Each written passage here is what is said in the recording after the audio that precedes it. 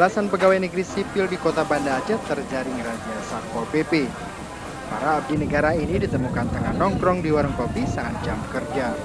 Beberapa PNS bahkan kocar-kacir melarikan diri saat didatangi petugas. Mereka yang terjaring selanjutnya diminta identitas untuk didata. Sedangkan sejumlah PNS yang tidak dapat menunjukkan kartu identitas dan mencoba melawan petugas selanjutnya diangkut ke kantor Satpol PP. Kepala Satpol PP Provinsi Aceh Bukhari mengatakan, penertiban PNS terus dilakukan untuk meningkatkan efektivitas kerja para pegawai pemerintah di Provinsi Aceh. Para pegawai negeri diminta untuk tidak banyak menghabiskan waktunya di warung kopi saat jam kerja berlangsung. Dalam razia tersebut, sedikitnya 15 pegawai negeri sipil ikut terjaring. Para PNS yang terjaring ini nantinya akan dilaporkan ke instansi masing-masing. Dari Banda Aceh, Fadil Batubara melaporkan untuk Aceh Video.